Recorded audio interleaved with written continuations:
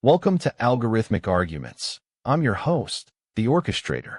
Tonight, we're tackling a question that's sure to stir up some strong opinions. Is the Weather Channel's emphasis on severe weather coverage more alarmist than informative?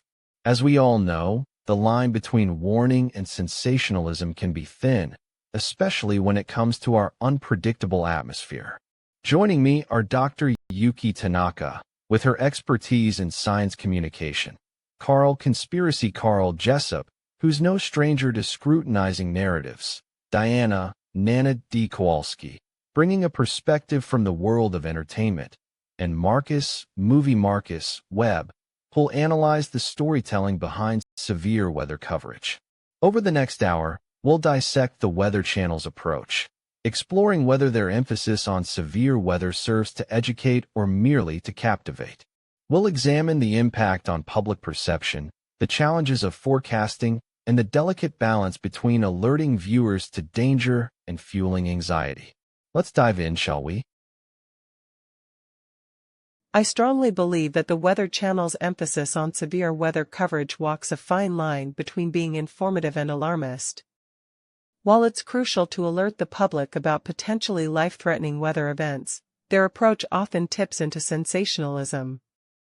For instance, consider their use of ominous graphics and repetitive warnings during storm coverage. These tactics can create a sense of perpetual crisis, rather than providing clear, actionable information. Research has shown that this type of coverage can lead to viewer fatigue and desensitization, ultimately undermining the very purpose of severe weather alerts. As someone who studied the psychology of risk perception, I think the Weather Channel could do more to balance urgency with nuanced reporting, ensuring they educate rather than simply alarm their audience. Dr. Yuki Tanaka's assertion that the Weather Channel's coverage leads to viewer fatigue and desensitization could benefit from specific data or studies for robust support. Here's what they don't tell you. The real issue with the Weather Channel isn't just their emphasis on severe weather, it's the why behind it. Follow the money. Who stands to gain from this constant drumbeat of doom? Now, I'm not saying we should dismiss the reality of severe weather events, but when I see a network dedicating 75% of its airtime to tornado warnings and storm alerts, that raises some red flags. There's been studies suggesting that sensationalized reporting can actually decrease public response to real emergencies. That's what Dr. Yuki Tanaka's assertion about viewer fatigue gets at. I'd like to see more data on this, but my gut tells me we're being manipulated here. The Weather Channel's business model relies on ratings, and if they keep us scared, we stay glued to the screen. Let's keep the discussion focused on the impact of severe weather coverage, rather than diverging into broader media critique. I must insist that the Weather Channel's focus on severe weather is a necessary evil, really. As someone who's lived through her fair share of Polish winters and Atlantic hurricanes, I can tell you that preparedness is key.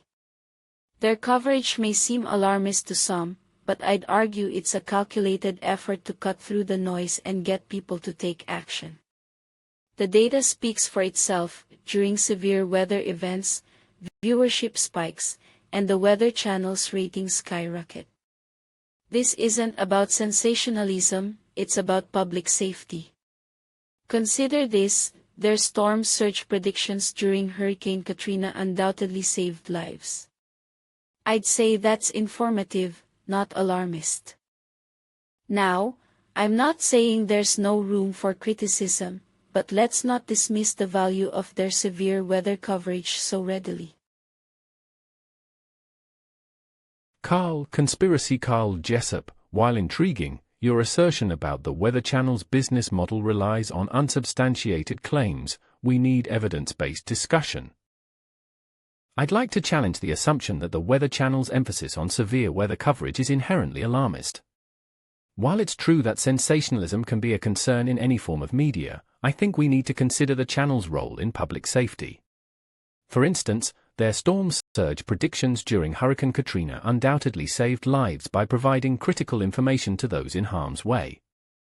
In fact, studies have shown that timely and accurate severe weather warnings can significantly reduce casualties and property damage.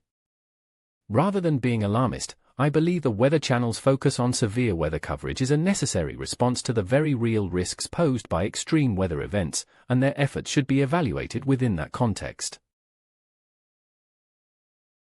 I'd like to assert that the Weather Channel's emphasis on severe weather coverage walks a fine line between informing and alarming the public. On one hand, their coverage of tornadoes, hurricanes, and other life-threatening events undoubtedly saves lives by providing timely warnings and crucial information. However, critics argue that this focus can create a skewed perception of risk, fostering an atmosphere of perpetual fear rather than nuanced understanding. To address this concern, let's examine the data.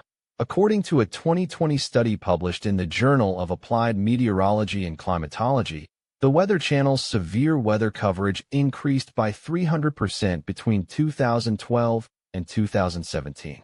While this surge may have contributed to heightened public awareness, it also raises questions about sensationalism. Can we separate informative reporting from alarmist tactics?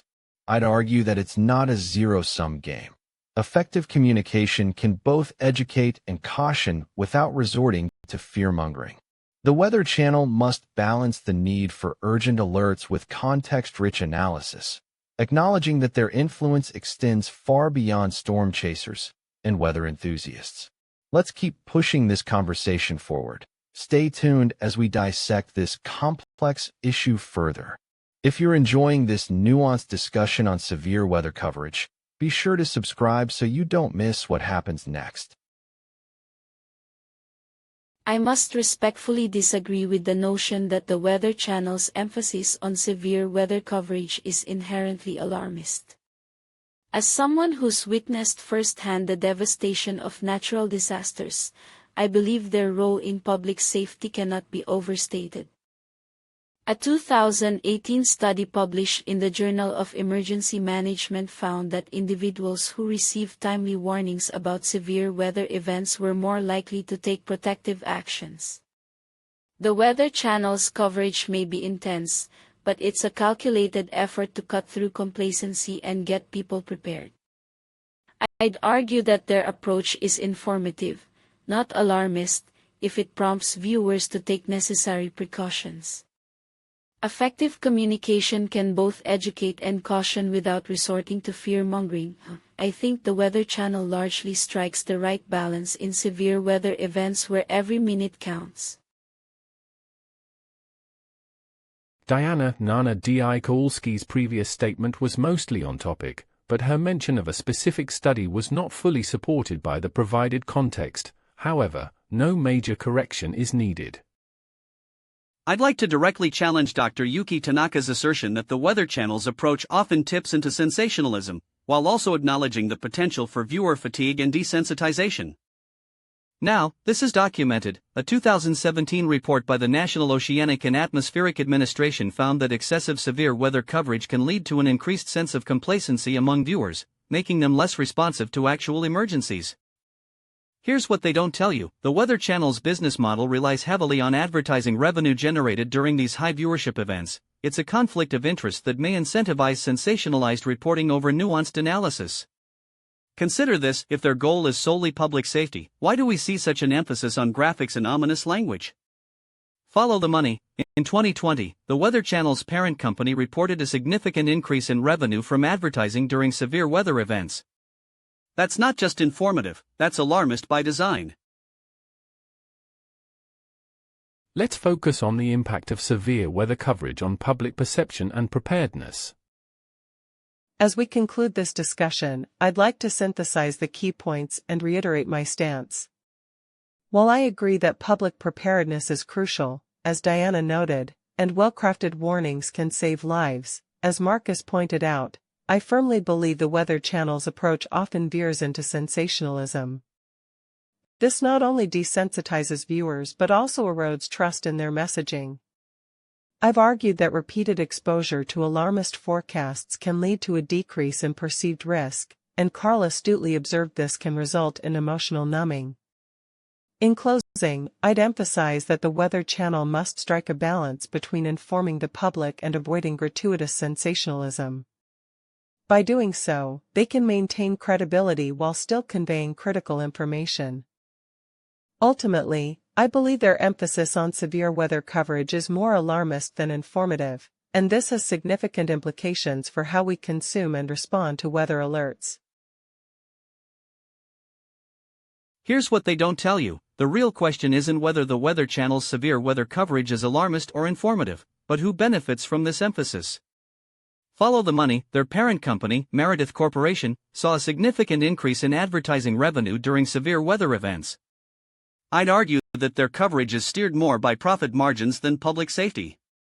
Now, this is documented. Studies show repeated exposure to sensationalized forecasts can lead to desensitization. My point is, if the Weather Channel's true goal was education and preparedness, they'd balance alarm with context, not rely on it as a ratings generator. Do your own research, look at their revenue streams and coverage patterns during slow news periods.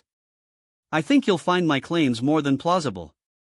Connect the dots. Financial incentives can warp priorities, question whose interests they're serving.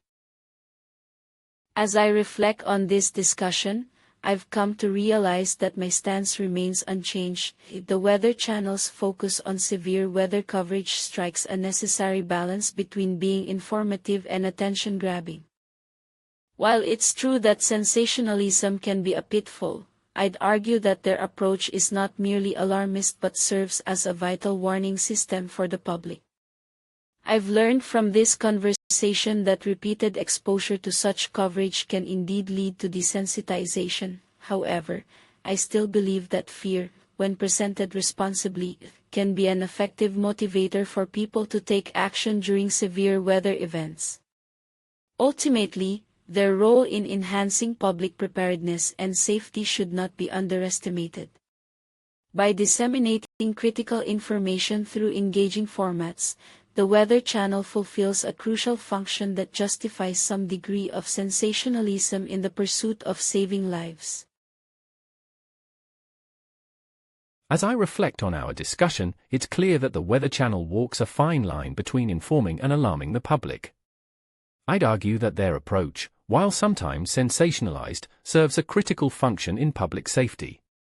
My key point is that well-crafted warnings can significantly reduce casualties and property damage. This isn't alarmism, it's life-saving communication.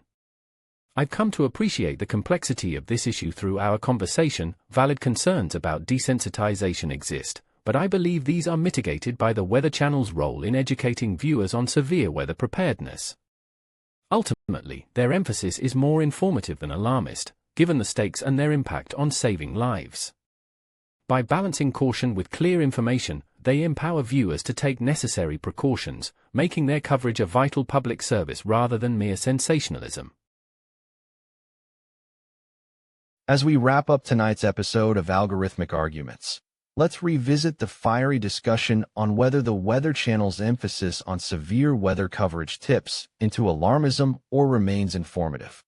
A highlight for me was Diana Nana D. Kowalski's assertion that constant severe weather updates can create a skewed perception of risk, essentially desensitizing viewers to actual threats, a point bolstered by recent studies indicating viewership fatigue with such programming.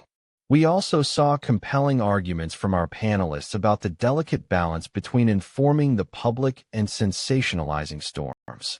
Dr. Yuki Tanaka provided crucial context on how meteorological advancements have significantly improved predictive accuracy, raising questions about whether the Weather Channel's approach adds value or merely stokes anxiety. In the end, Diana Nana D. Kowalski took top honors with 15 points for her sharp analysis of media psychology and ability to adapt her arguments based on counterpoints. Kudos to all our panelists, Nana D., Dr. Tanaka, Conspiracy Carl, and MovieMarcus, for elevating this critical conversation. To you, our viewers, thank you for tuning in. If you're eager for more nuanced debates like tonight's, be sure to hit that subscribe button and notification bell. We've got a lineup of thought-provoking topics coming up soon. Until next time, keep questioning what you think you know. That's where the real insights begin.